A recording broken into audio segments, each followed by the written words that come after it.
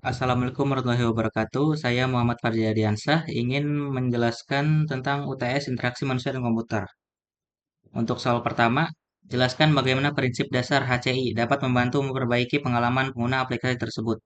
Interaksi manusia dan komputer merupakan ilmu yang mempelajari bagaimana manusia dapat berinteraksi dengan sistem komputer secara efektif, efisien, aman, dan nyaman.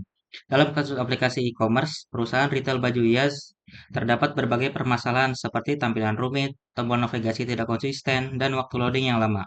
Permasalahan tersebut dapat diperbaiki dengan menerapkan prinsip-prinsip dasar HCI agar aplikasi mampu memberikan pengalaman penggunaan yang lebih efektif, efisien, mudah dipahami, dan memuaskan pengguna. Selanjutnya ada usability, tampilan dibuat lebih sederhana, menu lebih mudah dipahami, dan pengguna lebih cepat belajar menggunakan aplikasi. Yang kedua, konsistensi, warna tombol dibuat seragam, posisi menu tidak berubah-ubah, icon menggunakan desain yang sama. Yang ketiga, visibility, informasi penting dibuat lebih jelas, tombol checkout dibuat lebih terlihat, menambahkan loading indikator. Feedback, muncul notifikasi saat tombol ditekan, ada pesan transaksi berhasil atau gagal, sistem memberikan respon lebih cepat. Yang kelima, efisiensi, mengurangi loading lama, mengoptimalkan performa aplikasi, dan mempercepat proses transaksi. Selanjutnya, yang kedua, identifikasi kesalahan desain termuka berdasarkan teori interaksi manusia komputer. Yang pertama, navigasi tidak jelas, menu sulit ditemukan, tombol checkout kurang terlihat, pengguna kesulitan berpindah halaman. Yang kedua, konsistensi buruk, warna tombol berbeda-beda, posisi menu berubah pada setiap halaman, bentuk icon tidak seragam.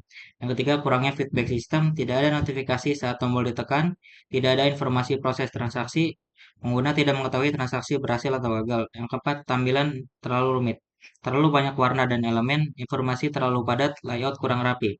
Yang kelima, performa sistem lambat, loading halaman terlalu lama, dan tidak ada loading indikator. Akibatnya, pengguna frustasi, pengguna bingung saat bertransaksi, banyak transaksi gagal, dan user experience menurun. Selanjutnya, P2.1, gunakan model Norman execution sampai evaluation loop untuk menjelaskan tahapan kesalahan pengguna. Tahapan model Norman yang pertama, forming the goal. Pengguna memiliki tujuan membeli tiket secara online. Yang kedua, forming the intention. Pengguna berniat menyelesaikan transaksi hingga pembayaran berhasil. Yang ketiga, specifying the action. Pengguna mencoba menentukan langkah pembayaran. Yang keempat, executing the action. Pengguna melakukan pembayaran. Yang kelima, perceiving the system state. Pengguna melihat respon dari sistem. Yang keenam, interpreting the system state. Pengguna mencoba memahami hasil transaksi. Yang ketujuh, evaluating the outcome. Pengguna mengevaluasi apakah tujuan tercapai.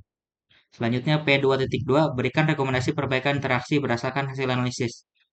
Perbaikan sistem, yang pertama menambahkan progres bar pembayaran, membuat langkah transaksi lebih jelas, menambahkan petunjuk pada setiap tahap, memperjelas tombol bayar sekarang. Perbaikan pada feedback, menampilkan notifikasi proses pembayaran, menampilkan pesan transaksi berhasil, menampilkan pesan error jika transaksi gagal. Perbaikan validasi, validasi data pembayaran, peringatan jika data belum lengkap, konfirmasi sebelum pembayaran diproses. Selanjutnya 4.3.1. Bandingkan bagaimana model Schneiderman dan model About dan Bell dapat digunakan untuk menganalisis interaksi pengguna.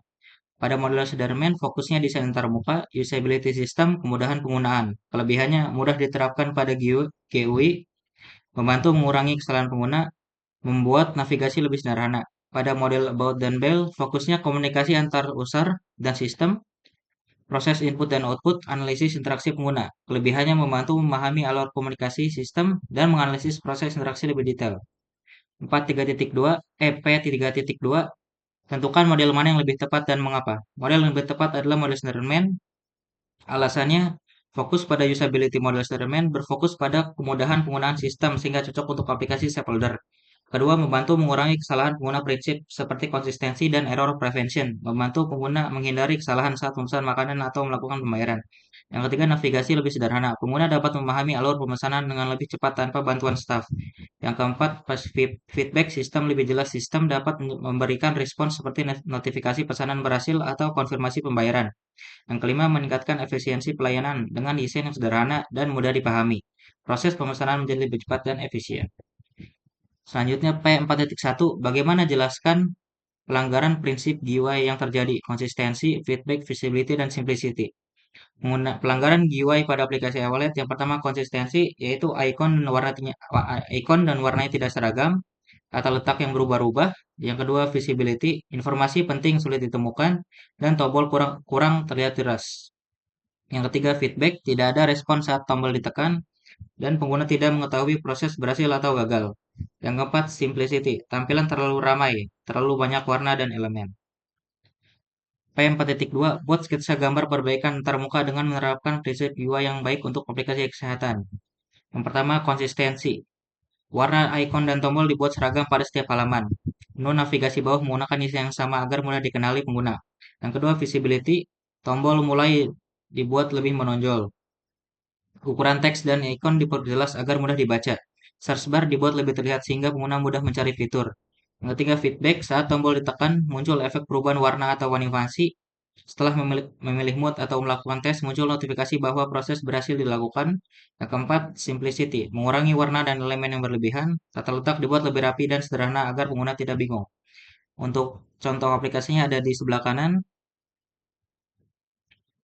Selanjutnya P5.1, rancang rencana usability testing untuk mengevaluasi prototipe tersebut. Tujuan, metrik pengujian, dan skenario uji. Rencana pengujian. Pertama ada tujuan pengujian, yaitu mengukur kemudahan penggunaan aplikasi, mengetahui bagian yang membingungkan, dan mengidentifikasi kesalahan pengguna. Yang kedua, metode pengujian, yaitu dengan observasi langsung, wawancara pengguna, dan kuesioner kepuasan pengguna. Yang ketiga ada skenario pengujian. Skenario pertama, pengguna memesan kendaraan. Kedua, pengguna melakukan pembayaran. Yang ketiga, pengguna membatalkan pesanan.